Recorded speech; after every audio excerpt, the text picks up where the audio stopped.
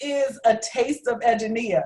Now, I want you all to know that everyone was asking me, what is this? What do you mean? Are you really going to have some food? Are you really, like, what is this? Is it virtual? What? I don't understand. So, Kevin, you know, I had to go and write a list of, all right, this is what it is. This is what it is, because you all know I just think so highly of you. And so I'm so excited to be able to share a taste of Edgenia, because that is really literally what we're doing. The difference between this opportunity, Reggie, is that we're saying we're not doing this just one time. This is not just to get on here and have one conversation and walk away and not come back and revisit it and do something. We are not just talking.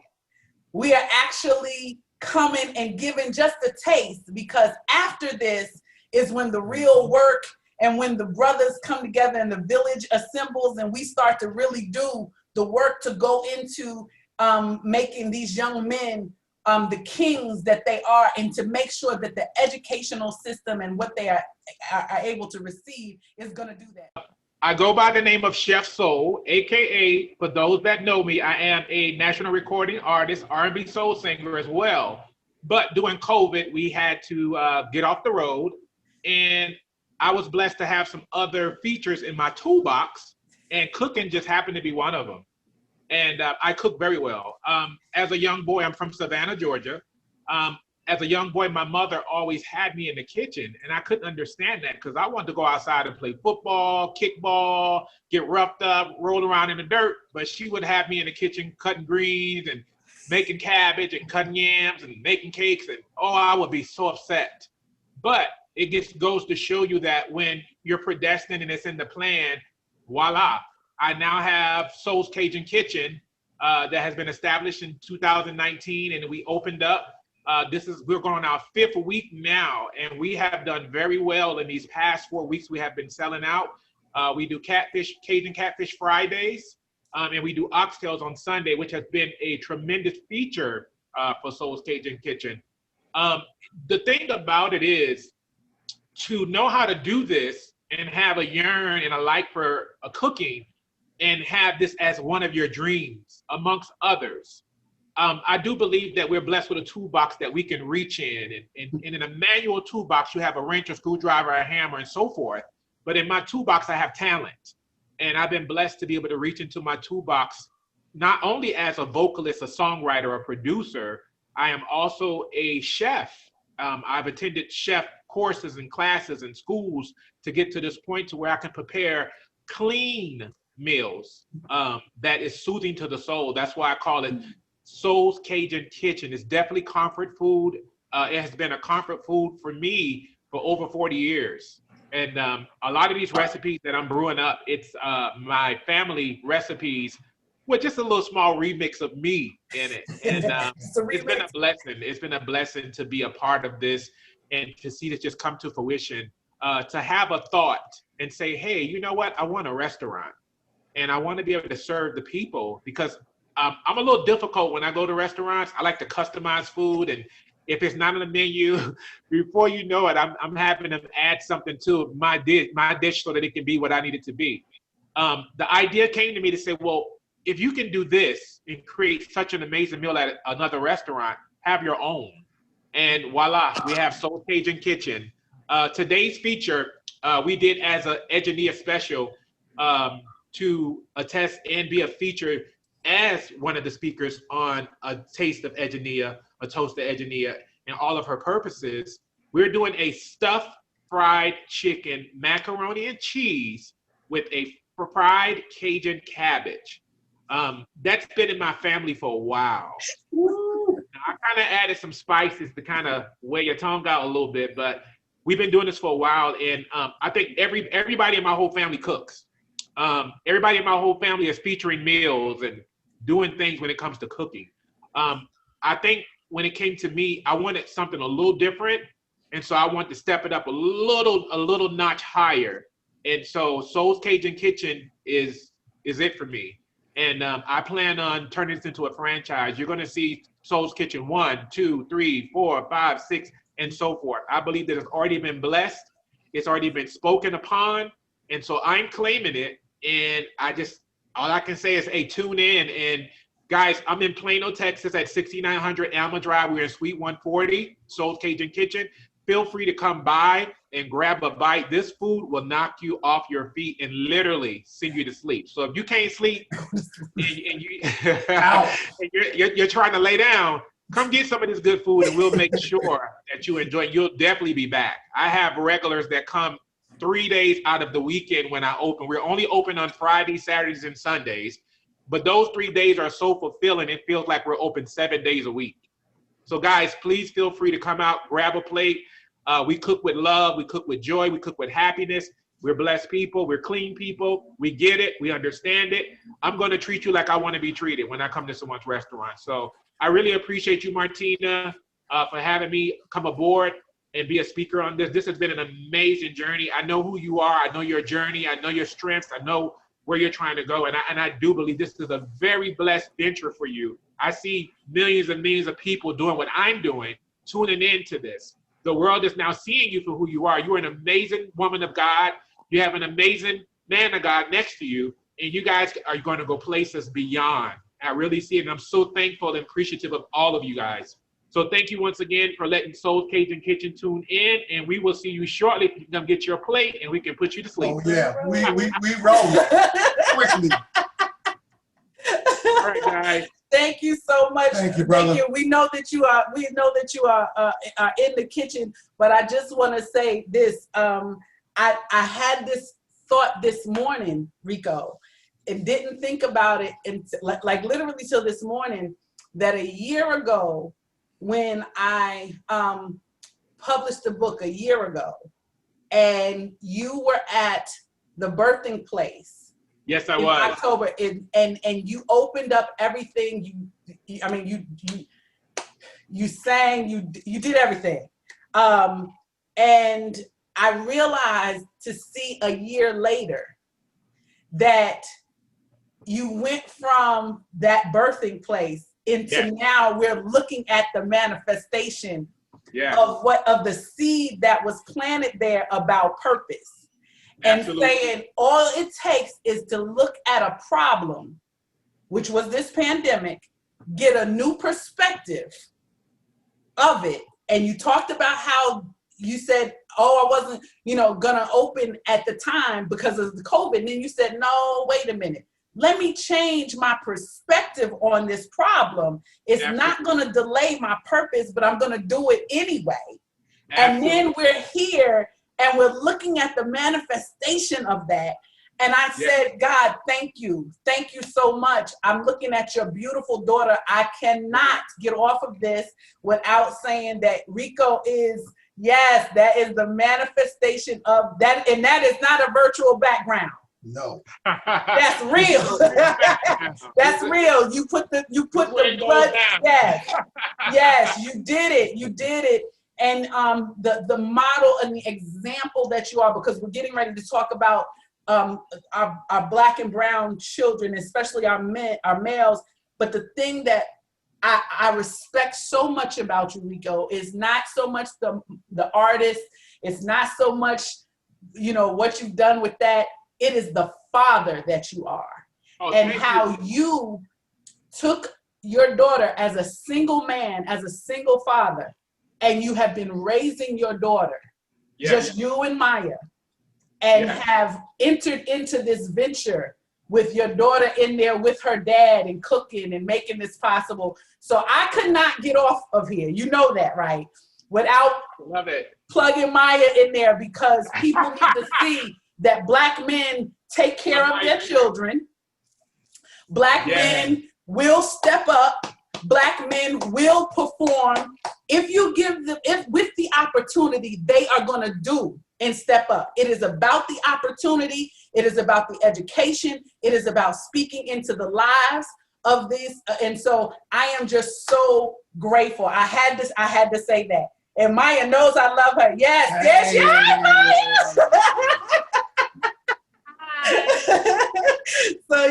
So I just want to say she knows I love her. And I just wanted to just like I said, oftentimes we talk about the material things, but we don't talk about the legacy of a man. And Right. that is so important. And so I wanted to just share that about you. Thank you, brother, for being part of it. And we will be there after this because we coming to get our food. I look forward to it. I really appreciate it. Hey, guys, stop by anytime. I'm here.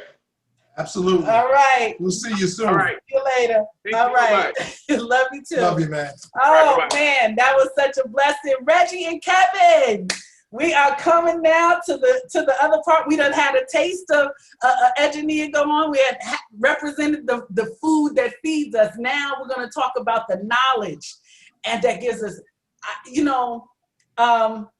once again, I did this with the women, and I wanted to introduce you guys, right?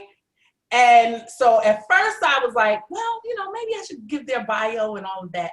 And then I was like, no, I'm going to go ahead and let them talk about themselves, because I want you to introduce you. Because when I met you, the introduction of you in our lives was enough to sell us on a relationship and a connection that we all stand together and we support each other. So I don't want to introduce you. I want you to introduce yourselves to all of these people and give them your story, because it is your story. So I'm going to start, just because Reggie is up in the corner. I'm going to start and then go to Kevin. So go ahead, Reggie. Go ahead and share who you are. I wish Rico had left, right? So I got to start, right? So my wife is a Montessori teacher, and she was sitting down in the office watching the session prior, and sitting down the whole time. And Rico gets up and he tells what he's cooking today. He got mad and left. She just got up and walked away like, what? so that's why she just left. But thank you, Martina, Dwayne. Look, I don't do well talking about myself. I say it like this. I was born in New York. I was raised in North Carolina on the tobacco roads. Grew up in what was essentially a very poor community, but I didn't know it was poor because the wealth of the people was so rich, so engaging that they filled me with everything. Rico was talking about, being with his mother and learning how to cook. And I actually gave a workshop for school in Philly yesterday. I talked about my grandmother and her cakes and how they impacted me, because I thought that when I was watching my grandmother make these cakes, I thought it was just about making cakes, but really it was a metaphor for life. It was a metaphor for success. And so, for the last, I'm an author, I'm a journalist, I'm a speaker, workshop facilitator, and I'm a behavioral health specialist. And that's what makes me proudest. I've been working with marginalized communities for the last 20 years.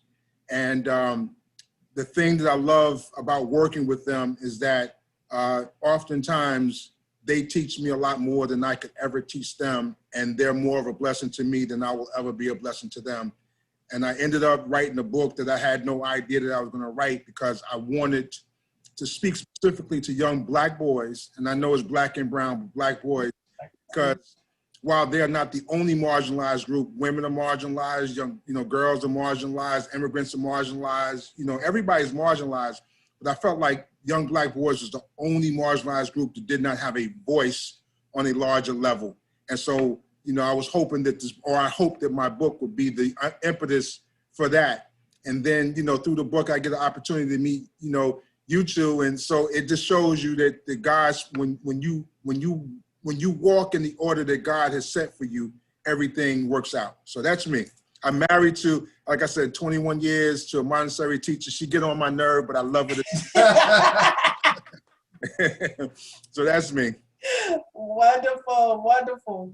All right, Kevin, tell us about yourself, Kevin Simpson. All right, Kevin Simpson. I always like to start by saying I'm a kid from Flint, Michigan. That's always first and foremost. I got to represent Flying T. That's where I'm from. That's me. That's the grit, the grind. That's everything. That's the city. One of three siblings. Just grew up curious about the world, inquisitive. And mom planted lots of books. You know, we went to library visits. Early on, it was, you know, you want your license or you want to go to this academic camp? And it's like, oh, that camp sounds fun. So a lot of the summer and throughout the year was spent in college-bound STEM, science, math, engineering, writing, debate type of programs. So that education piece early on, that foundation was just there, from church, from Sunday school, to youth group, to youth choir, you know, just was always engaged in the city and in school in any way, shape, or form, volunteering, working. And so I feel like that early foundation really set forth, you know, just the man of who I became, and ended up, you know, in education. Thought I wanted to do politics, you know, then found out when I got to Washington, D.C. 22 years ago, you know, 22 years ago. Everybody who was doing politics wasn't necessarily, especially education politics, didn't necessarily have the education background. So went into the classroom and recently returned to that first love of teaching and learning.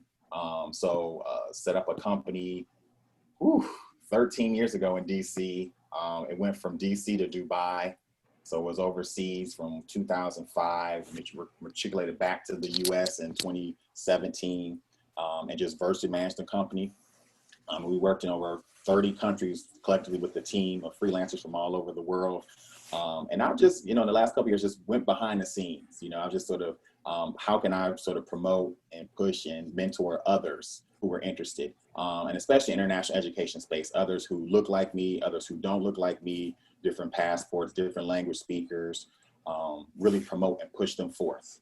And been working with a group that we started up called the Association of International Educators and Leaders of Color to as a platform.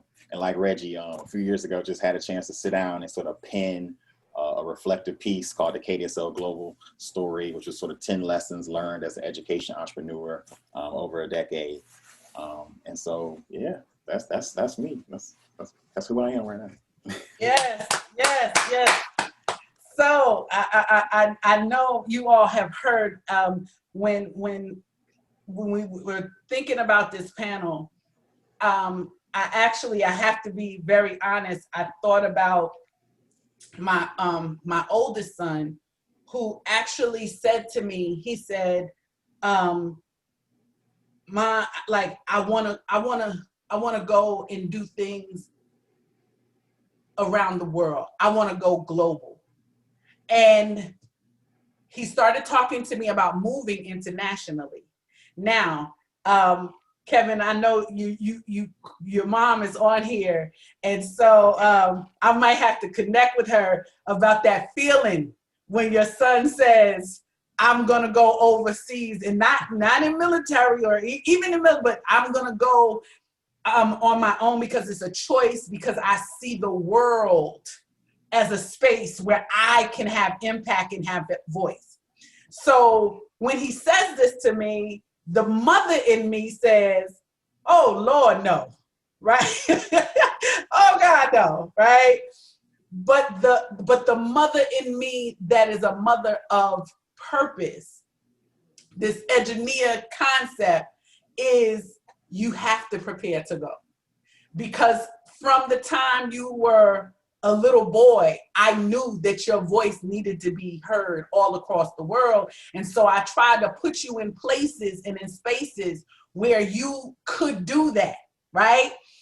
And so I told him, I said, "I want you to meet Kevin. I want you to meet Kevin." And you moved to Dallas, and then I kept telling him, we had him, and then the pandemic hit. So he didn't meet you, and he left, but he heard you speak. And he said to me, and he's 27, married, about to have his first child. And he said, "Mom, I listened to him, and I felt he got that feeling. He talked about that. He said, I saw it, I heard it." And I said, "Kevin has to be on this. He has to be here, because there is a part where I wanted you and Reggie to just be able, and Dwayne, and for all of us to be in this space. And I want people to see it differently from just the local issue." We talked about it as moms on the previous segment from a mother and educational issue. But now I want to go down into the root of a man and what it takes to grow him into that man who feels like, and who is not just feels like, but is confident and bold enough to say, I'm going to write the book. I'm going to do the business. I'm gonna make the statement. I'm gonna join in with this crazy woman that dreams crazy, and I'm gonna stand behind her and support her while she's doing this big dream. But I want to go into what's at the root of that, and what nourished you, what nourished your vision, what nourished your purpose, and then we can talk about just the perspectives. I know I had to call this a taste of Edgenia to remind myself to pump the brakes, because I can do this all day, right? I can do this all day. So I had to remember, it's just a taste. It's just a taste, right? You're gonna give them just a little bit. Reggie, we got a lot of room. We got a lot of things we're gonna do. Kevin, we got a lot of things we already know we're gonna do ahead, but we're giving all of these people a taste of what it is to be a Black man in America, and to be determined and have the resilience and the persistence that they will not silence me. They will not make me cut down my dreams. I will not be deceived and manipulated into being quiet. But I am going to speak, and I'm going to have a voice. That is what I want us to talk about today. So I want to know from you, from the perspective of a Black man, what is the main issue of concern for our educational system when it comes to Black males? Can you both answer that question and talk about that? I'm gonna let Kevin go first, but I'm definitely gonna answer that. Okay.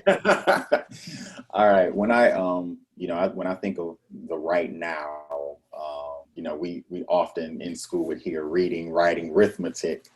And for me, I have to throw on representation. And I feel like that for me is the biggest thing. When I think about the representation when it comes to school leadership, when it comes to teachers, when it comes to curriculum, when it comes to mentors, to guides, and on a day-to-day basis and beyond of February, I think that's the big thing, is like how, as a Black male, and think about my own educational experiences, and then those who I have mentored, currently mentor, those who have mentored me, how often did I show up? How often was I talked about, and in what manner and in what mode? And then how did I feel about how I was talked about, how I was seen? I didn't discover Molly Ghana Sung I, until I picked up, until mom brought us, before the Mayflower, and learn about African cultures and African past and kings and Sunjata and Mansa Musa. I didn't learn about that. The school didn't provide that.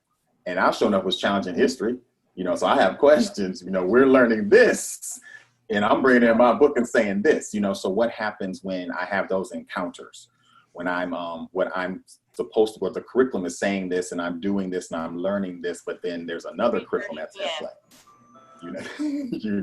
and so I think that's, for me, a lot of what is still a concern is when it comes to representation, how frequently, how often do Black and brown males get to see themselves? I work with, where I'm currently working, like I said, I went back to my first love, teaching and learning in the classroom. We're online right now.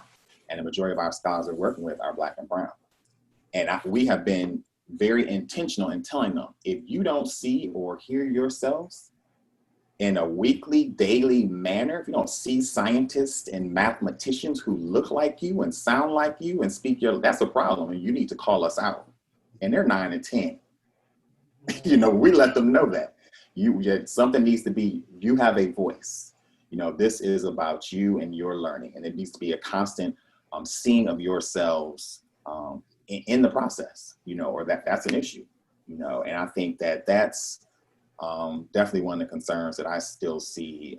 And then again, on that global aspect, I collaborate with a program that's international backward.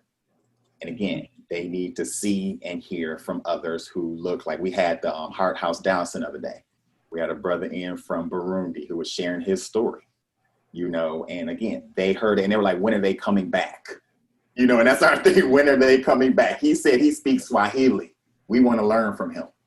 You know, and they said that. We didn't even say that. They said, when are they coming? We're like, and they were like, and they literally in private chat, what y'all get the date? What date? When, you know, when they come back. And that's what we want. We want them to be pushers when it comes to curriculum. We want them to make sure that that representation of who they see, who they hear from, who they learn from looks like them. You know, because we know when we get to that date in a bit, that's not always the case. No, absolutely not. And we'll get to, I want Ready to go, but we'll definitely get to that part of the story where they don't see themselves in teachers and why that is, and the system, how it's set up, that it discourages that. So we're going to get to that. Reggie, can you respond to that question? Absolutely. And the reason why I wanted Kevin to go first is because he is the expert at this. I have to always say that I am not an educator. I do not have the skill set nor the patience for it. But what it is I do know the clientele, and I know them very well. And so I have, while I do not disagree with anything that Kevin said, I always say, we're going to look on the other side of that door. And the first thing I say when we start talking about the educational system, right, I go back to that quote with Malcolm X, is that only a fool will allow an enemy to teach his children, right? And so some people might think of that to be a provocative statement, you know, controversy, a militant man with a militant statement.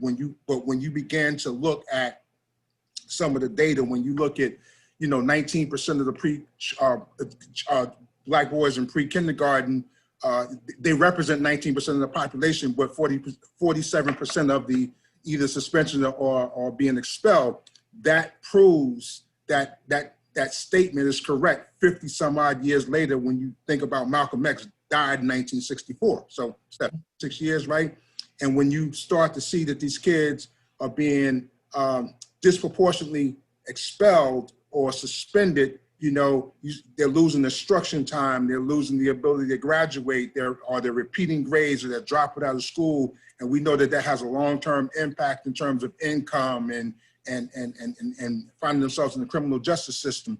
And when Kevin said, he talked about Before the Mayflower, one of the best books ever by Lenore Bennett, right? But what happens to a young Black boy who goes into a classroom and begin to spew that rhetoric in that particular book, does that white teacher now see him as being defiant? And defiant now sends him to the office where he can be suspended. So when I start to think about the educational system, I'm thinking about, first of all, how do you define it, right? What does it mean because to me it says to lead out. So what are you leading out of? And I'm not quite sure I know what the public school system is leading our young Black boys out of. The second thing I want to know is, what paradigm are you teaching from? You said someone said in the last statement that a teacher was asking, something about Christopher Columbus. Yeah. Why are you, if you're a teacher, why are you even teaching that? Why are you teaching that in 2021? You know what I'm saying? Right. So how do you define education? What paradigm are you teaching from, and who does it benefit? Right now, I recognize that we must go to school. I get that thing, right? But let's take the best of a young king. He goes to school, he graduates high school, he goes to college, he gets a college degree, he decides to go get a master's, he gets his master's, and somewhere along the line, he decides he wants to get a doctorate. And so now he has a nice career, and he has a nice house and a nice car, and he lives in a nice neighborhood, right? But when you compare his wealth against the wealth of somebody who has the same thing, why is there such a gap? So his education system really worked for him, right? They don't need to be educated because the Secretary of Education is Betty DeVos. Are you telling me that she, you know what I'm saying? So we have a system that does not work for us. And that's why what you're doing is so important. It's funny, right after you contacted me and told me about this, I had just finished reading The Jewish Phenomenon. And in that book, it talks about how they do go to the public schools, but how after going to school, there's this curriculum that they do after school and on the weekend, and we have to begin to impart us into our students. Amen. Absolutely, absolutely. Yeah. And what we're doing is we're creating space for that. We're creating an opportunity for that to be done even in pandemic. So what we're looking for now, the reason why we are doing these type of sessions and posting them on social media is because we want people to join in. We want people to hear you all and say, okay, I'm gonna go and go to the website, EnginiaXP.net, and I'm going to go hit take action, because we're not just talking. We are going to act, and we're going to take action, and we want them to fill out that information so that we can follow up with the other sessions that are going to come after this, where we're outlining strategy. We're outlining opportunity. We're giving the information that is needed to be able to address these type of topics, because this is not being discussed with ordinary, in ordinary, regular environments. Let's put it that way. I could say that way more eloquently. No, you said it well. I have to. Please. You said something earlier, like in the opening, you talked about this not being a one-time thing. And I don't know if you read that in the book, when I had this event called The Tie That Binds. Mm-hmm. You know, Kevin, I took 18, well, actually I invited 18, took 13 kids, had a workshop, seminar, gave these guys monogram shirts with ties. We went out to dinner. We had this whole thing, man. It was phenomenal. It was phenomenal. About a year later, I was on a radio program and they asked me about it, and I'm sitting there and I'm talking about it and I'm gloating. And I started gloating, and God said, dude, I don't know why you so happy with yourself. You did an event. You ain't followed up with them children. You don't know what happened to them children. You did something that you can put on your resume, bro. And so when you start talking about a taste of Udina and what she's doing, that's what it's about, man. Creating something that is a repeatable process that helps the people that we need to help. And big ups to you. I mean, and looking at systems too, like you were saying. It's big up to all of us, because we're doing it together. I am very clear. We cannot do this by ourselves. No, not at all. And let me just say this, Reggie, to that point of what you did with those young men. And I'm going to give kudos to my grandfather and my grandmother. Nobody knows. I had etiquette classes. I was in school with her, and she didn't even know. They made sure you sit down at the table, you open the door for a young woman when you take her out on a date. You respect her, you get her home at the time when the parents say, get her home. Not only that, but to take me out. Now, I ain't know nothing about no golf before Tiger Woods was even thought of. Right. To have my grandfather at 11 say, I'm gonna take you to, I know you know how to play football, basketball, baseball. I know who you are, I know what you can do. But here's a sport I want to challenge you at. Mm-hmm. To see my grandfather, and as I'm looking at it now, as my wife put this program together, to have her back, but to now see our young men, and all I see is, I want to play football, I want to play basketball. Baseball has been forgotten about with our young black men. Now that's been taken over, and no disrespect, but that's been taken over. You're either white or you're Dominican. We forgot to teach these kids how, hey, baseball is another sport, because football, we all know, we're looking at these football players now, when they come out, you're either broke after your second year or your brain is fried. Yeah. So thank you for taking those brothers, but now we're on a global scale, but starting in our own backyard, we're about to do this thing on a whole different level. And I think what you said there is, even those little league type of activities and things, they have their value, they have their significance, they have merit in terms of doing something. But when it's just an event with no follow-up, that is even more of a disservice, because what you are actually doing is whetting their appetite and then walking away. And if you are dealing with young males who have already seen Black men walk out of their life, you're now just coming in, like you said, you gave them an event for that day, but the relationship and the cultural way we learn is to be able to maintain those relationships.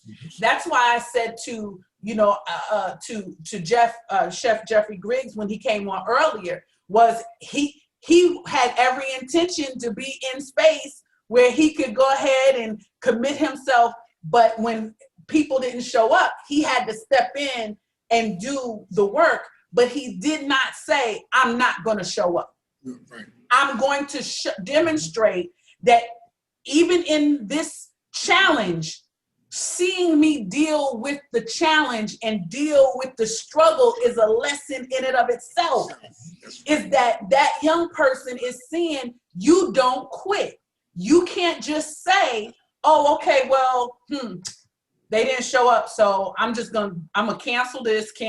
He said, no, I'm gonna get on here. I gotta drive, I gotta do this, but I'm gonna show up because what I wanna make sure I'm doing is demonstrating my commitment to that, to them. So you're so right. And I think, the reason too that we're talking about this is because I wanted you guys to be able to share from that behavior part. Reggie, you talked about, and I love that part of your book because you also talk about these behaviors that are misinterpreted.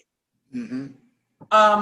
My husband talked about the etiquette, and Kevin, you know that etiquette is important when you're going to different places overseas. All of this comes under the umbrella of these behaviors, right? And so, and how you behave, how you conduct yourself is going to determine how you go in and how you come out of these opportunities. So I want you both to talk about how the behaviors of young Black males are being misinterpreted, and then how we are going to set that right. How are we going to make that right so that they are not being excluded so early? You talking about pre-K, kindergarten, their behaviors excluding them so early, Kevin, that they'll never feel qualified to go into other spaces. So I want, Reggie, if you could start it, and then Kevin, you come right behind him with it.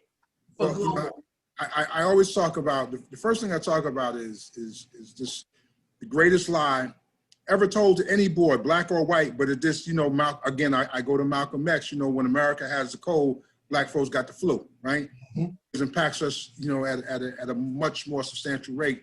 But when you tell that lie that big boys don't cry, and then you award me for not crying, what you're teaching me very early is to lie to myself.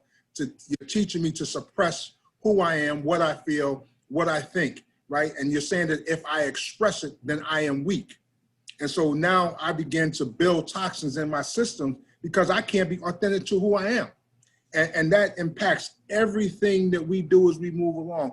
I come into class and I sit in the back of the class because I'm afraid to say something because if it's wrong, I may be ridiculed, And so the thing is we have to, I think that we have to start out, actually it needs to start from the womb because again, the young ladies before was talking about her son singing, and if a father, and I'm gonna say a father, if a father is singing to the womb or to the belly, of the mother of his child and reading and things of that nature, that the child is taking that in. Right? And so we need to create an environment of safety. We need to create an environment where we're saying, big boys do cry. Because when you turn on your 6 o'clock news or your 8 o'clock news or your 11 o'clock news and you just heard that some young king, 14, 15 years old, shot 17 people, he was crying, right? It was the only way he knew how to. Now we can be upset at the behavior because it is egregious behavior. He did hurt someone, but he knew no other way to express it. And so when you begin to get to the soul of a little boy and allow him to express himself and allow him to be vulnerable and allow him to share his true feelings, what happens is you grow somebody who's strong. And I just think the problem starts right there, and it just gets exacerbated throughout. You know, I can't go in the hood and cry. I can't even go in the hood and say I want to be a photographer. I can't go in the hood. If Kevin said his mother gave him these books, I don't know about Kevin and what is it, Fly INT? I don't know if he can take the books out in the streets, but for a lot of, I actually watched the show yesterday, American Promise. It was followed 2 African-American boys going to Dalton School in New York, one of the most prestigious private school ever. And one of the black boys, he spoke proper, but when he went back to the hood, you talk like a white boy. So now he has to change voice and feel accepted. So I don't even know if I answered the question. I seem like I'm just talking right now. No, you did. You went right on point. And okay. Kevin, go ahead. Because look, pass it, Kevin. I know you can talk to him. Look, like he said, that code switch is real. And going back to that, you know, depending on where I'm at in the world and who I am. But again, it gets back to that, you know, can I show up? Can I fully be myself in the context I'm in? But also, can I adapt accordingly? So if I'm in a meeting in Lebanon, you know, what are the nuances that I need to know there versus if I'm in a meeting, you know, in Dallas, and making sure that I can switch accordingly. And again, I feel like that has to be taught. Sometimes it's directly and it's indirectly, going back to what Dwayne said with those etiquette classes and things like that. But I think, you know, it's going back to what you said, that misinterpretation. And I was looking back at Jason Allen out of Atlanta. He does a lot of blog posts and weekly. If you're not following him on Twitter, highly suggest. And one of them looked at something along the lines of schools need more black men counselors. And it's true, because you think about it, who tends to be the counselors in the schools, which is the same vein and format in terms of who tends to be teaching most of the black and brown boys in school. It's high percent, 80+% white women. And so if my values, the things that I believe, the behaviors that I expect, whether it's sitting up straight and all these other nuances that you expect scholars to do, but then if they don't do it, someone might see that as being defiant. But especially in this environment too, online, you know, you know, and Chubb, let me let you know, the things that we see, some people might be like, you're in trouble, you did this wrong. Meanwhile, I'm like, bring the dog to the camera. You know what I mean? You know, bring your little sister over here. You know, like, that's just how we are in our classroom, because it's a community and we're constantly learning, and it's in a non-traditional format in place. And so I think a lot of times it is going back to that misinterpretation, or you're not acting the way I think you should act, you know, versus, you know, again, you're not being able to be who you truly are, and you're not being able to fully show up and be yourselves. And so again, I think it gets into that conflict, you know, at school, that when a scholar doesn't match what the school expects, what do we do and how do we react, you know? So Kevin, you said something, and this was another experience that I had in a school, and I listened to a black teacher, and she said, you know, I just believe that we need to have in-school suspension. And when she said it, like, I got like a pain from here all the way down, and I had to hold my peace, right? Because I wanted her to share, and I wanted her to be able to express herself.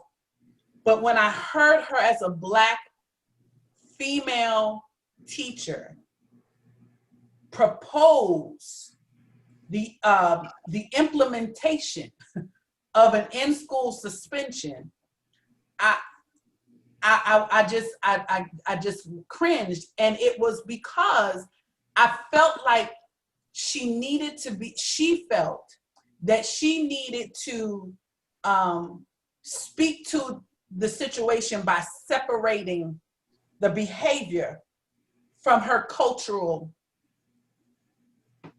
self, okay?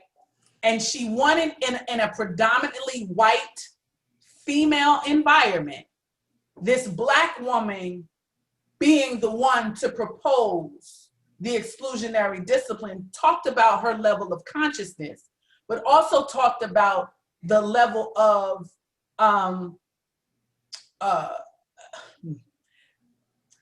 the lack of consciousness, really, right? The lack of consciousness. Color-wise, culture-wise, she was a Black woman, but in her thinking in that regard, her consciousness was not where we needed it to be for our young people. So I want you all to talk about this idea of the Black male, because that is where we're going, is putting Black men in front of these young people and saying, here, learn from them. The system has excluded them. And I'm just gonna refer everyone to the website for a video that Trevor Samuel does, and he talks about the historical reason why Black teachers are not in the environment. He talks about why for Black male teachers, economically, it doesn't benefit in terms of pay and how that is. He talks about that at length. So I'm gonna refer people there and not take up the time here, but I want you to talk about the level of consciousness that we need in the Black educators and all educators that are there. We can talk about the color of their skin, but we know that everybody of your skin is not your kin, and their level of consciousness may not be where they are talking relevant, cultural relevance. They are talking about whiteness, and they are proposing whiteness, and they're projecting whiteness in order to be able to teach those young people survival, but at the same time, they're dismissing who they are, their own personal character. So can you two talk to that, please?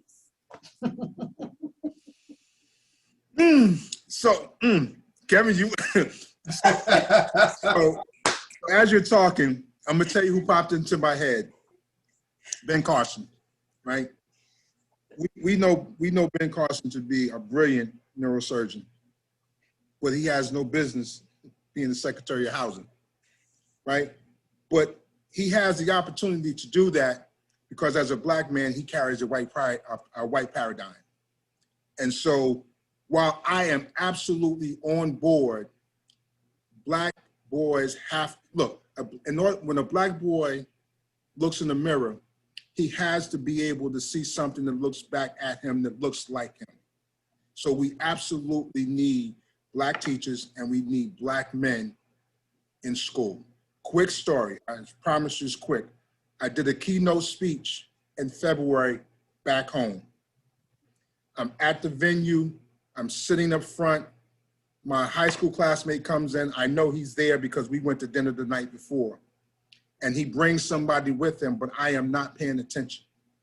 When he finally got my attention and I recognized who it was Mr. Brown, my high school history teacher.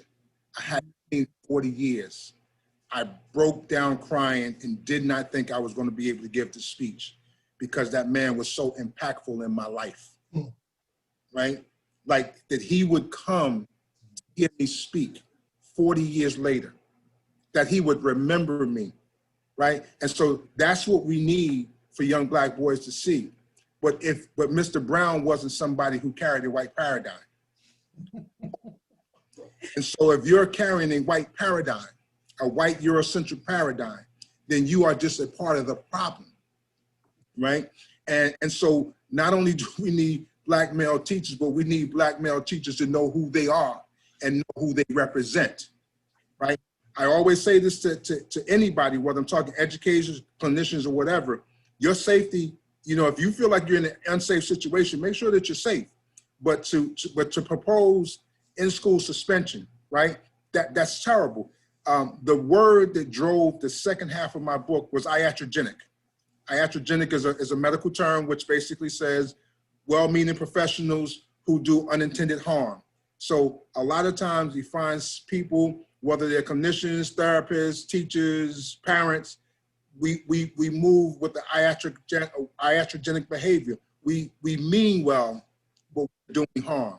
So again, long story short, we absolutely need black teachers, black male teachers. But if they're carrying a paradigm that doesn't speak to who we are, they are just as dangerous as those who do not look like us. Kevin. Right, preach. He preaching. He is preaching. This one right here is we can go on for days. So a few that just pop out. I remember I'm Aubrey. I'm a runner. I'm 6'5". And so we were still in school. We were online. So this was in what, like early May. So when that first was released.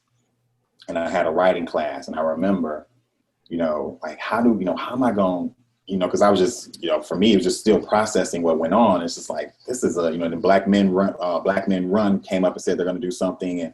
But I was just still on edge, and it was like, we got to go back to work. This has just came out, and it's like, how do I show up? Because I'm just on edge.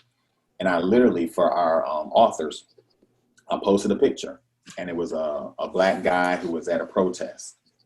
And I just opened this. What do you all notice, and what do you wonder? And why do you think Mr. Simpson's posting this?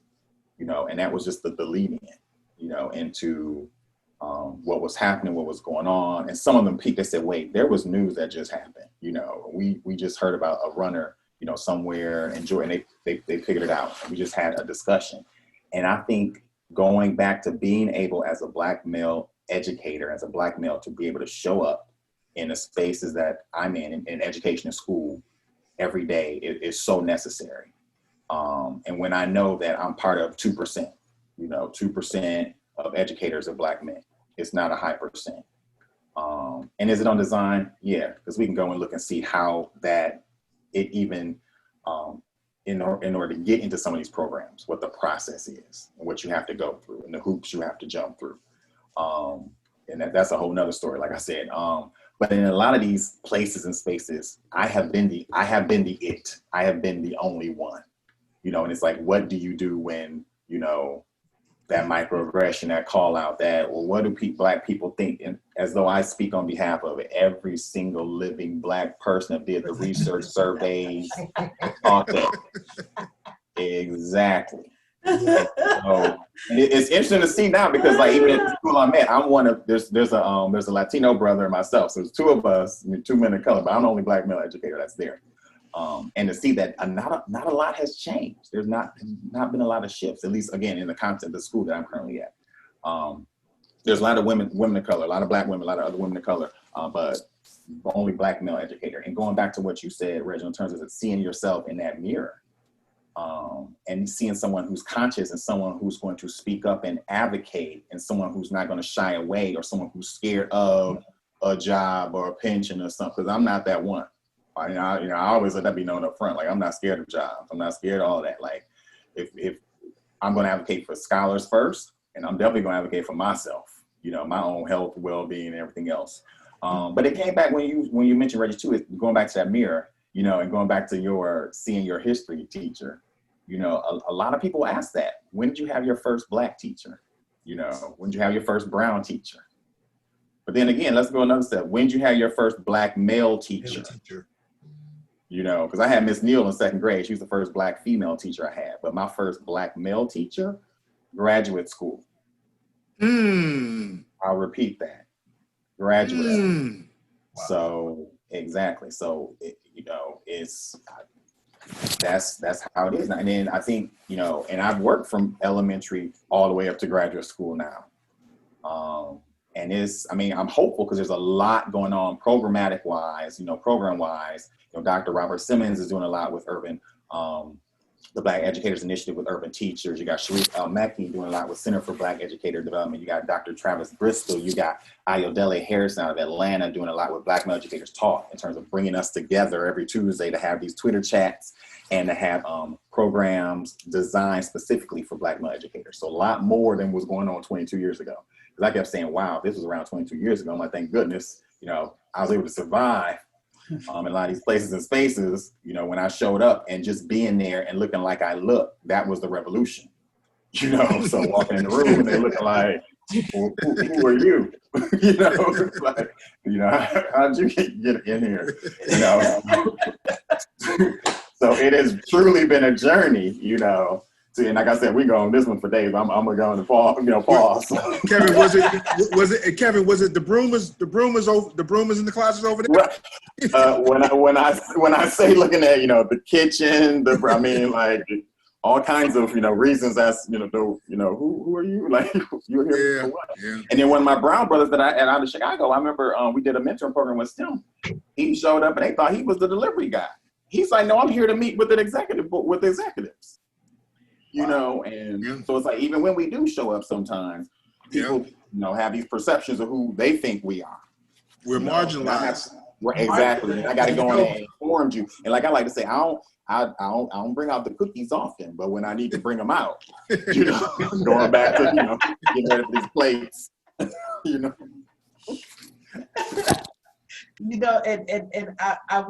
I just want to, I'll let Dwayne ask this question. I got a question that's not even on the list. So, and it's kind of a two-part question. So how do we get the Black male, number one, how do we make teaching look attractive to him? That's the first thing.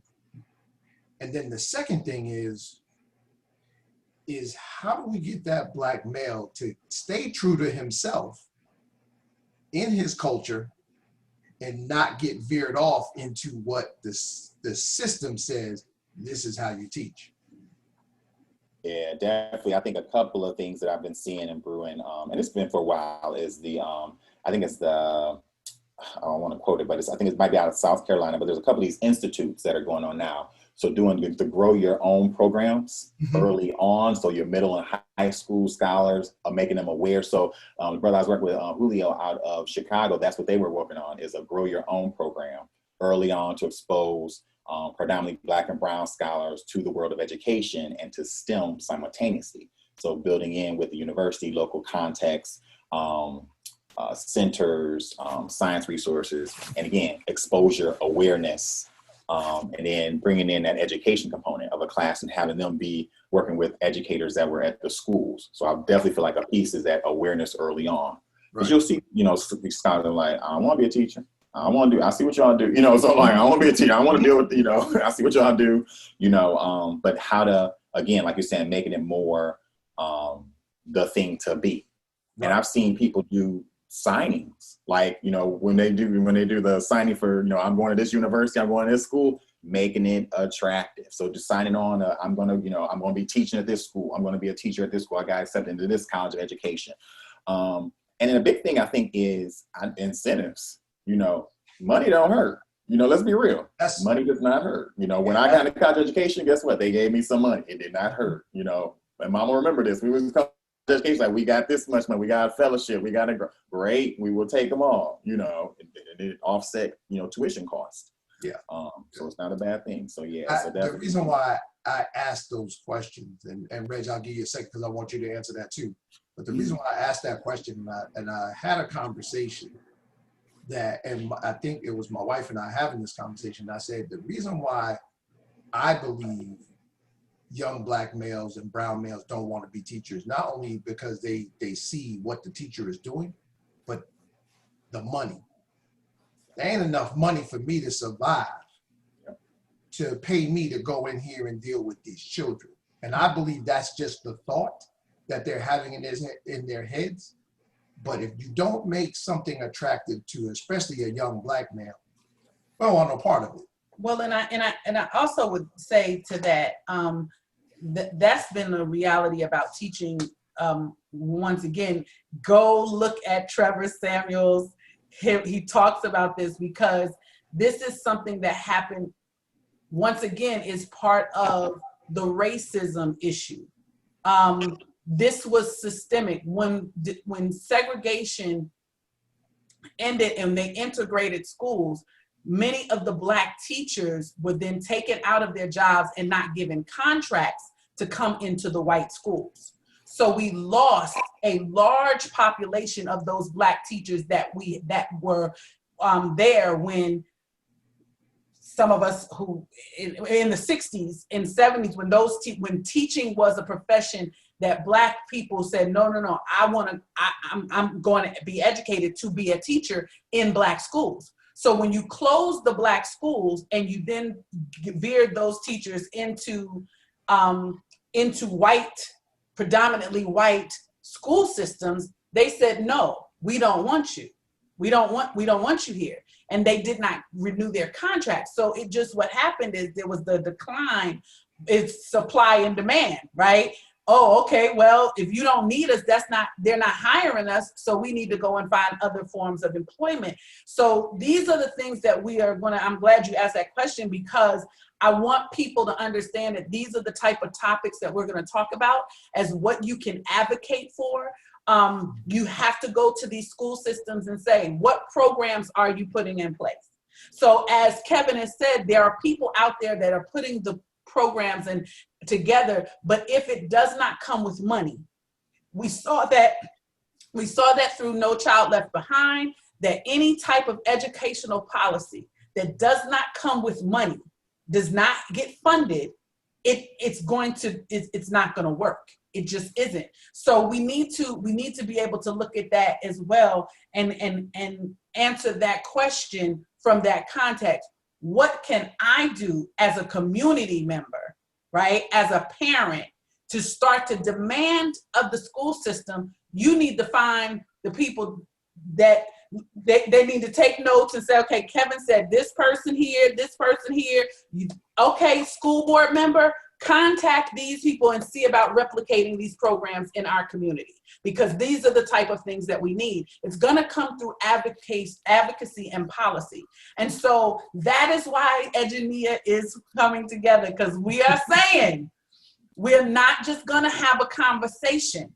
We're going to empower you to be able to go and know what to say, what to go and say at the board meeting when you say, no, I'm not just going to go up there and I'm just not going to complain about my child. I am going to go into the PTA and say, okay, listen, what I noticed is that there are no Black male teachers in this building. I know, I'll give you an example. I'm a board member of a charter school, two actually now, and that is going to be my responsibility coming with this level of consciousness. That if I don't see that school taking the effort through its HR practices and its recruitment practices to hire Black men to be able to come into the classroom, I'm not doing my job. And so a parent should be able to come to me and say, Martina Van Norden, I understand that you're the black face on the board, but I'm going to hold you accountable for what Reggie said. I'm going to hold you accountable to making sure that there are people of color, culture, and consciousness in this place talking to our children and teaching. So have you looked at your curriculum? Have you made sure that it is equitable? Are you hiring a culturally responsive leader? Those are the type of things that we need to do, but it's not just mama doing it. So let's get to that. Let's get to that now, because now we got to really talk about daddy and uncles and the males and how education and the value of education is transferred in our community. Reggie, I pulled your book out because I wanted to read this one part that you said. You said, the institutional narrowness promoted in public education mutes the creative genius of most boys of color. The marginalization of young King's creativity is an assault on his thinking. It's an act of incarcerating his thoughts. Standards must move beyond knowledge conservation to incorporate knowledge creation and production. I wrote that. You wrote that.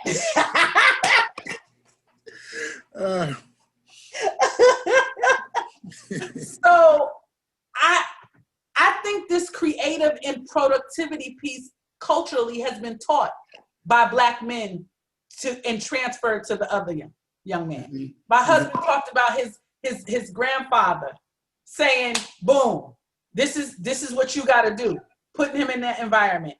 I would like for you to talk about the value of that creativity piece and productivity, in terms of how is that transfer? What's a black man supposed to do to make sure that he is facilitating that for his son, his student, his scholar? Dave Chappelle, let me tell you quickly. You said cultural competence, and that's something I use in the book a couple of times. And I've actually had to move away from that term since writing the book and come up with cultural humility. Because for white folks, a lot of times when they feel like they're cultural competent, they feel like they arrive, and I don't know if they're quite listening.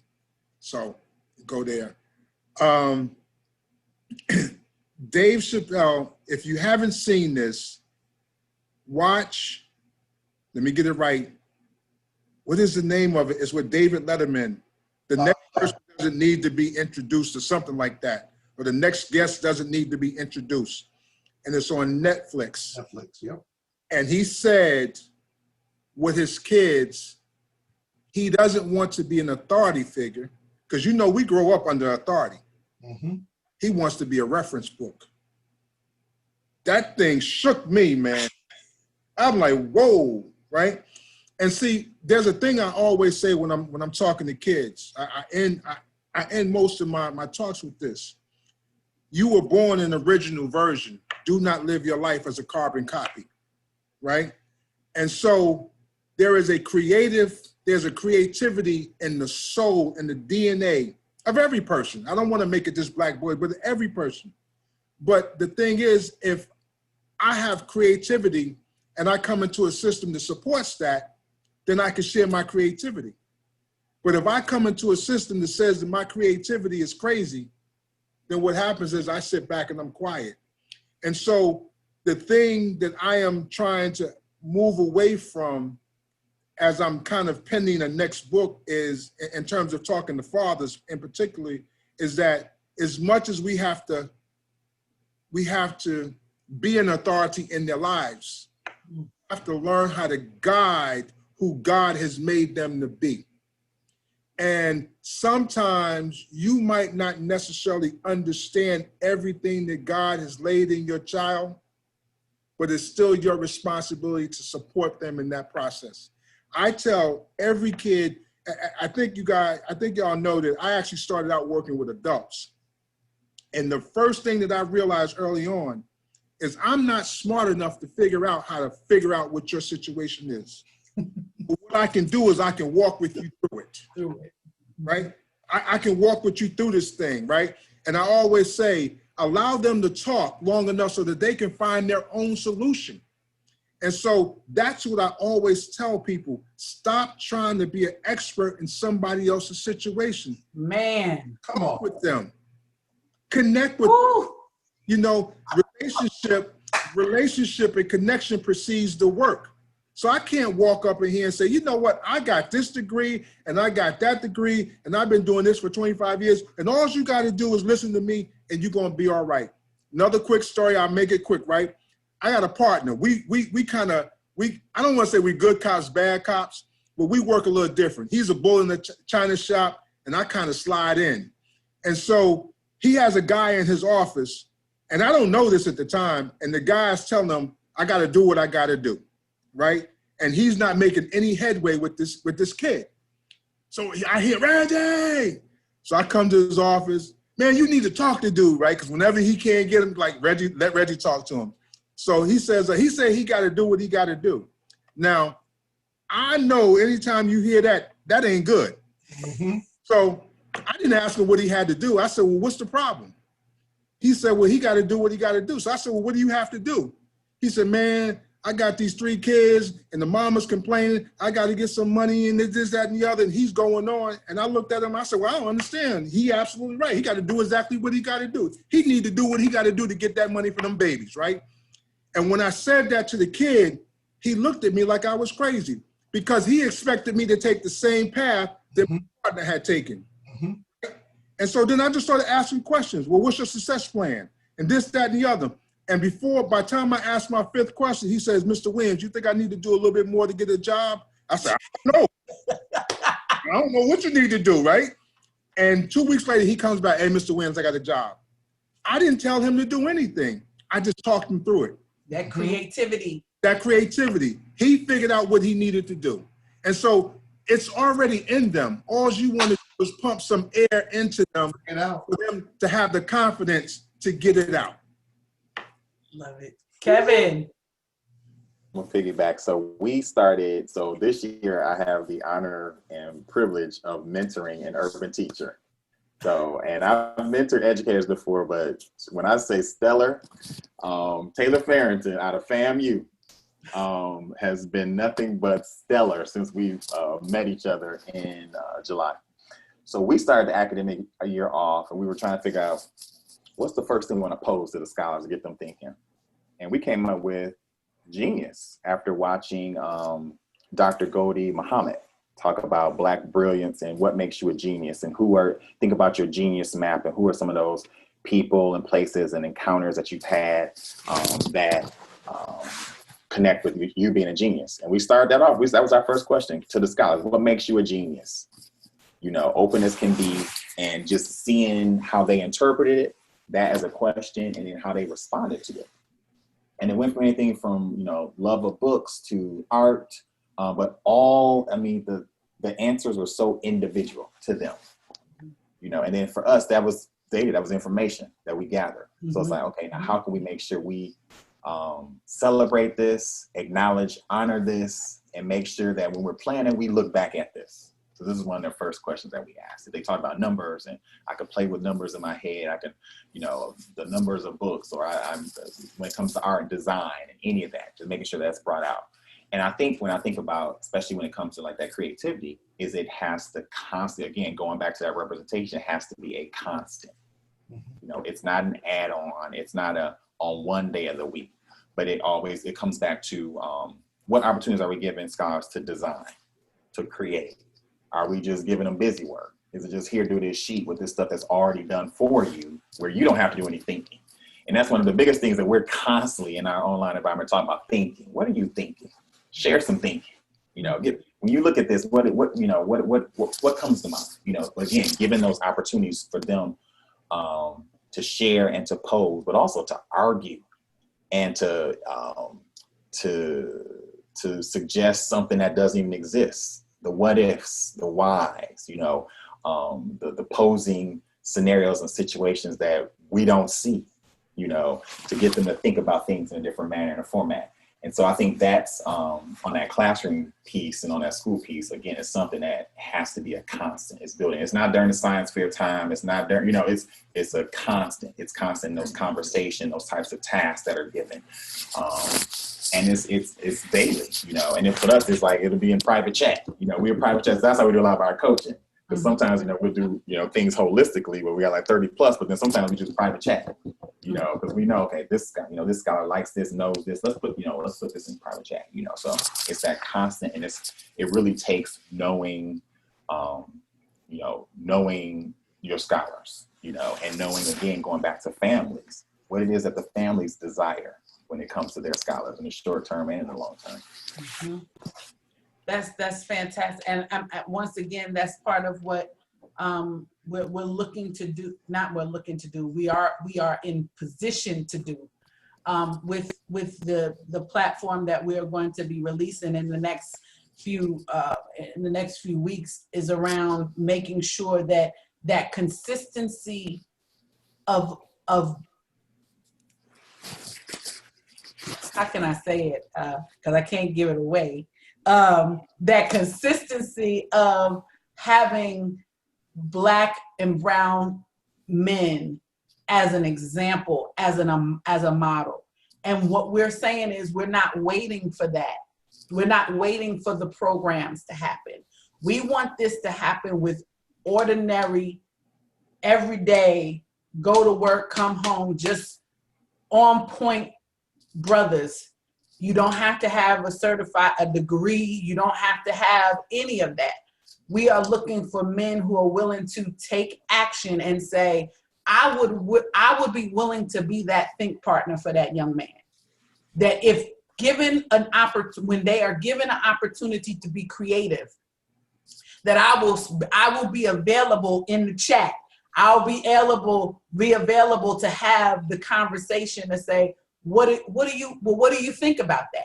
Doing exactly what Reggie described is helping them to talk it out, to find the what's in them. That is the Edgeneer experience. It is saying, I'm taking what's within you and I am going to pull it out of you, and it's going to find you in your purpose. You are going to produce and create in a sense that is going to then make you say, wait a minute, I'm valuable. My life matters. My voice matters.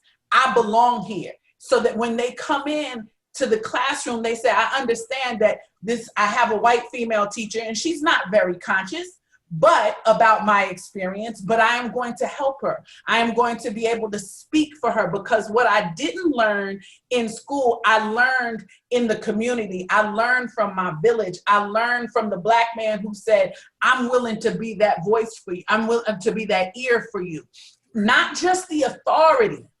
And that is such an important part, that many of these young men are made to see the Black male in the building as the enforcer. Oh.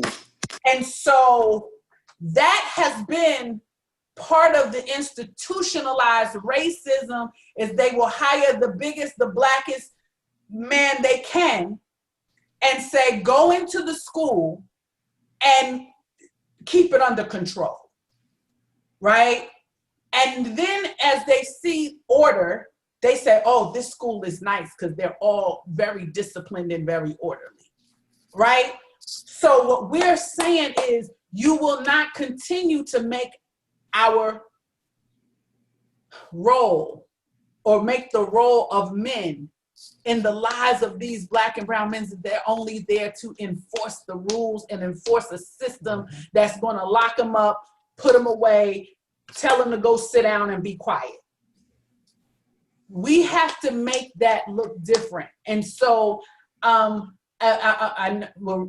coming down to the end of this hour, but I could not leave this platform without talking about the mental and emotional trauma that happens when we don't reinforce this love.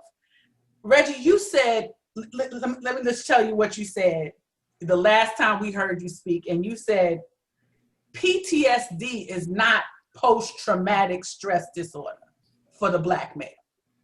You said it is persistent stress and trauma. At that point, I knew, I said, I want him part of this team. It's not PTSD, it's not a post, because they have to live it and deal with it every day. Can you please talk about, as we is one heck of a place to kind of transition to closure, but I could not leave without saying, can we talk mental health? Can we talk about their emotional wellness?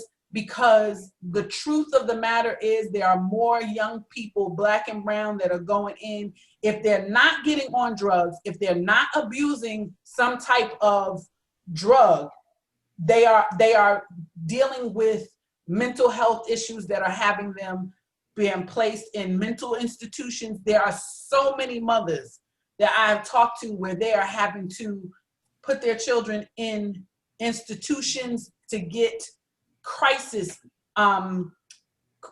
intervention. Can y'all please talk about that on our way out?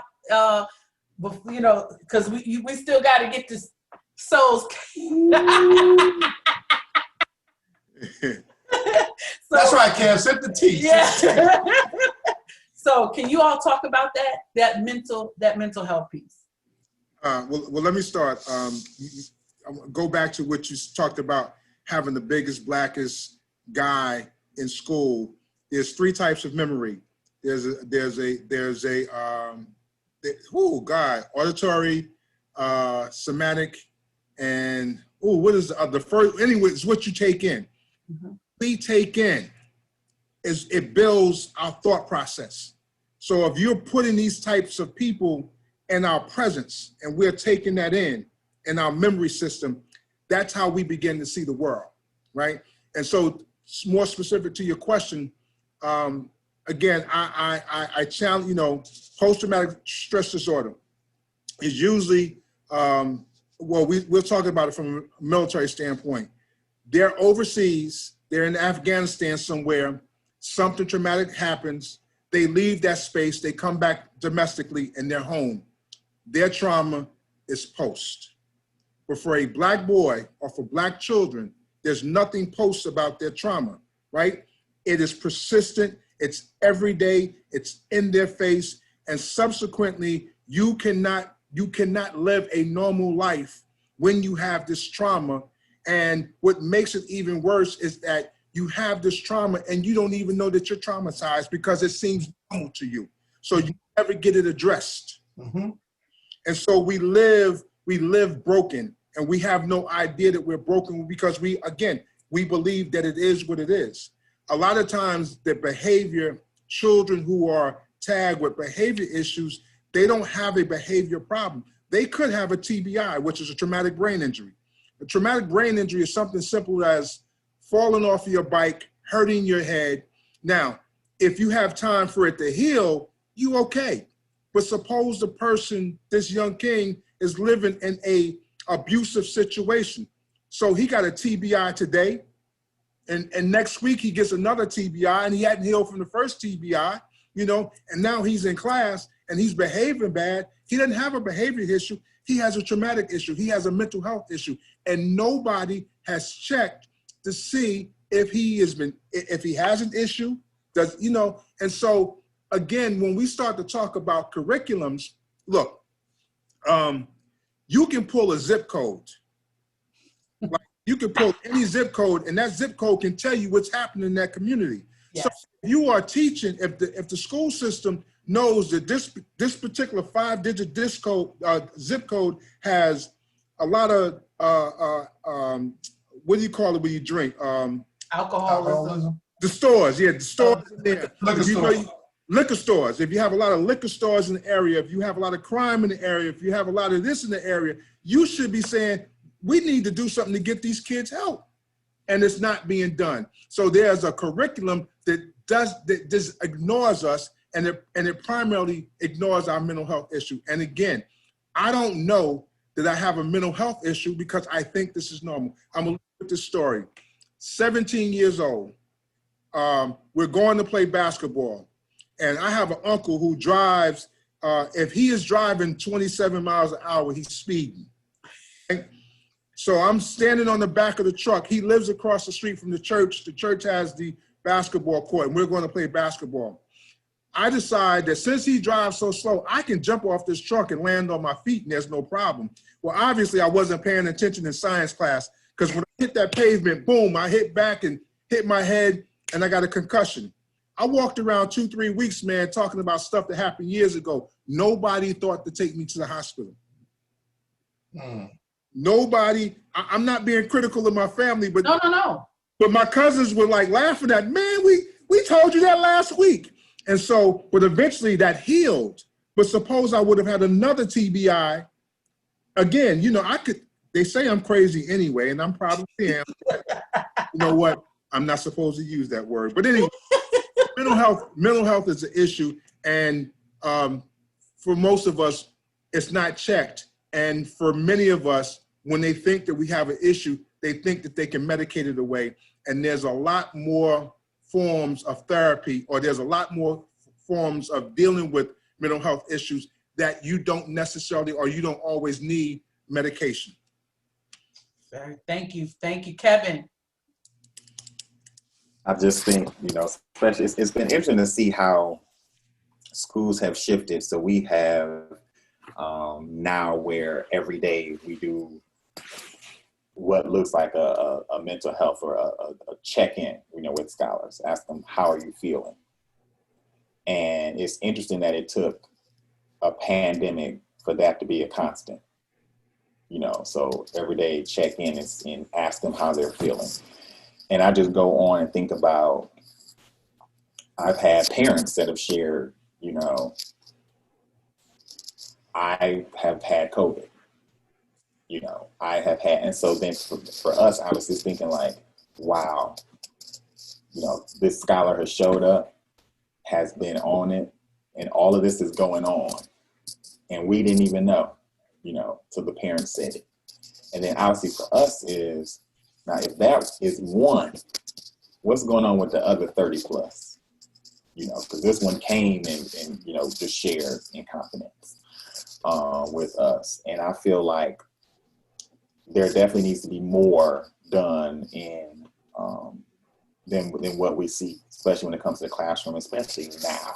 You know, I was reflecting the other day and I'm like, counselors, again, you know, counselors, we have, you know, they come in and do counseling lessons, but it's just like, and that was one thing I kept thinking, I'm like, is everyone gonna get trauma informed, you know, training, you know, in terms of what to look for, listen for, because again, I feel like this, we as adults who have been quarantined and away from families, we have, you know, these new layers of trauma that, again, like you were saying, like, we don't even know.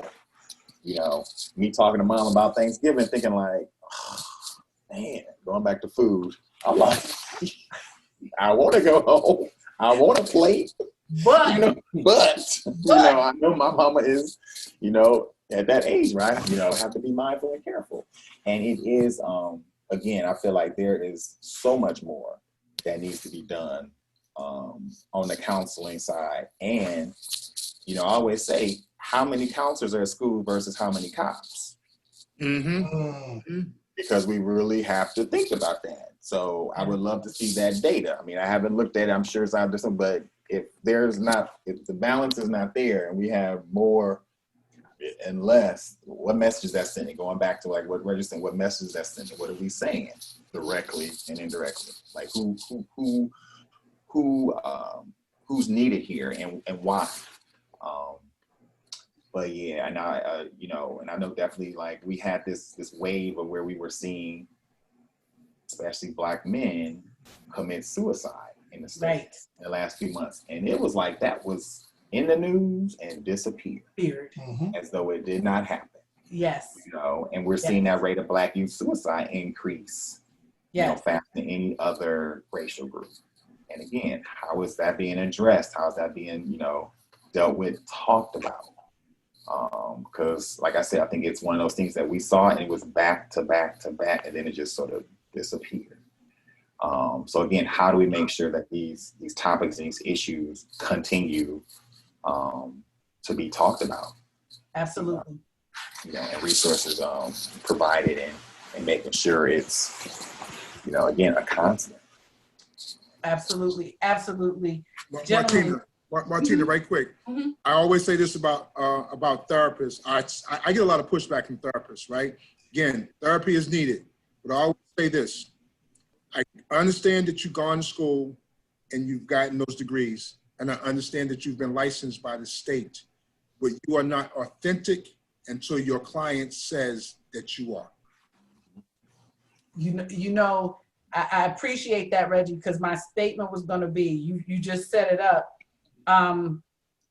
One of the doctors and the psychologists that is on this team and that is coming around this project and will be bringing others into the project based on that, is that just because you went to school does not necessarily make you effective at it. And one of the things that he made sure, he said, Martina, he said, I want you to be clear about that. Once again, the institution, the educational institution, is that school psychologists and those practitioners, they are there to be able to give their professional assessment in order to look at it through the context of a student's academic achievement and performance. So he says it, he said, you know, he said for me, he said, make sure that when you're talking about mental health in this context, is that it is not just limiting it to how their neurological IQ, as the 45 reference, just their intellectual capacity, how they're prone to be able to perform in the academic environment. But who are they going to be outside of that? What are the tools that they are going to put in place through the services that are going to be able to make them function outside of the classroom? Because there's, and like I said, I got to remember it's a taste. We're going to be talking about this more, because that's a whole nother area, because there are some parents who are under the misconception that a counselor, a guidance counselor, or is the same thing as receiving some type of counseling services. And that is not.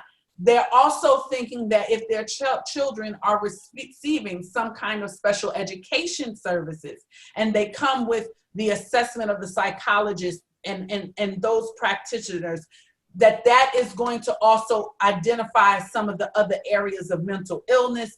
They are not. They are looking at that child in relationship to their performance in the class. The ones who are going above and beyond are doing what you're talking about, Reggie, is being able to really have such an impact that their clients and the scholars are saying, no, that counselor was really helping me to deal with my emotions, really helping me deal with my behaviors, helping me to deal with my thinking. That's a whole nother level. So we're going to be interviewing Marcus Whitfield, who is a counselor. He's part of the team. His wife was on the earlier segment, but he's going to be talking because I shared with him, they need to hear you. They need to hear what a guidance counselor, what a counselor in these schools, really what that job description looks like. And the fact that you can't rely on just that to provide the mental support that your young people need. Like you said, Kevin, just now they're talking about socio-emotional learning. But even once again, if you check in and say, well, how are you doing? And that marginalized voice won't speak. Right. You still have to be able to see the communications that are nonverbal, right? Mm-hmm. That he's not saying. Right. So that's a whole nother level of training. So the big takeaway here that we wanted people to see is please know there's a lot of information that you need to have in order to advocate for your young people. That's right. You need more information. And I don't think, it's not that I don't think, I know that it's not that people don't care about their children. It's not that people don't want the best for their children. It's not that a mother intends on birthing a child and having that child live in her home. She cooks, she cleans, she works. And then the father is looking at him and he's saying, okay, son, I'm now going to sit, I'm here and I'm watching you go into the world. And they're expecting him to have to come back and say, I'm not ready. I'm not prepared. I don't know how to do this. You haven't given me enough of what I needed. No one is planning for that. So we have to put enough things in place in the village to make sure that we are covering all of those lessons, all of those teachable moments. We don't have our session tomorrow is with youth ministers and an educator, and we're talking about it from a spiritual perspective, but we've used all of these sessions, the first one being momentum is the mom. This one was momentum with the men. And the next one is going to be moment, which is the moment, because we don't have time to waste any more moments. We have to maximize every teachable moment.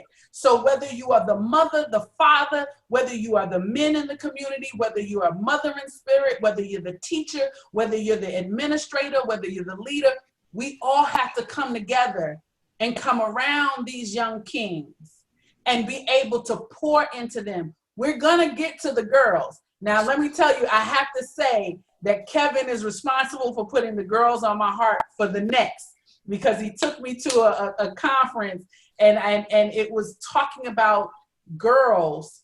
And so I know that's what a lot of people are gonna answer. What about the girls? We're gonna get to the girls, but right now, the urgency is really around the male, the Black and brown male. You can look at the data. The girls can still go in and academically perform.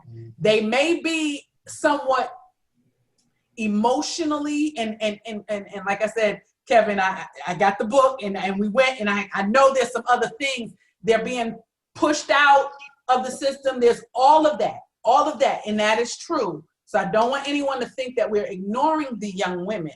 But right now we have to go and we have to grab these young boys and be able to grab them and get a hold to them and put something in them. But we don't have one moment to waste. We cannot waste the moment. So, gentlemen, we're gonna keep on working. Go ahead, Reggie. Go ahead. I gotta say this, please. Right, this is my belief. I could be wrong as a $4 bill. That the boys become the blueprint for what they eventually do to the girls. Mm-hmm. So we're the practice material. It's like I say about the public school system. It's the minor league affiliation to the major league, which is the prison system. And I believe the boys become the blueprint. And once we can get these boys out the way, then we can then do that to the girls. So we need to stop it right here. That's my thought. That's my thought as well. Perfect, right? Perfect. That's why we're doing this. But and I thank you, gentlemen, so much. I thank my husband for being willing to sit in this process with me and to hear, because a lot of things of this we talk about, and so this is just the beginning. It's just a taste, and so I hope that everyone that's looking and listening has really been able to see something from a different perspective, because this is something that is going to require many perspectives coming around the situation and looking at it. We do have some questions in the chat. Let's see. So So so one was talking about making teaching attractive. Like I said, that is covered in, definitely covered in the session with Trevor. That is on the webpage at edgeneaxp.net. It's on A Taste of Edgenea because he responds to it, speaks very, very powerfully about that. It's also on our Facebook page. If you could like that, go on and like our page and get that there. Are there any Black male teachers unions? I don't think so. No, I would say Black Male Educators Talk is a great group. There's also one on Facebook called, let me see, I think it's called Black Male Educators, that became popular in the fall. Black Male Educators United. It's on the big group too, where we're all on Facebook together. I would say those two, Black Male Educators Talk and Black Male Educators United on Facebook. Thank you, Kevin. And then let's see. Okay, that's it. So thank you for your questions. Once again, gentlemen, I can't thank you enough. This was absolutely fantastic. All right, we got great work ahead. This is just the beginning. So I want you all to have a good evening. We're gonna head on down to Rico's. Reggie, Kevin, you close enough, you can get there. So I'm on my way to the airport right now. Hey, bro, we may have to mail you a few plates. All right, everybody. Take care. All right, take care, y'all. You guys.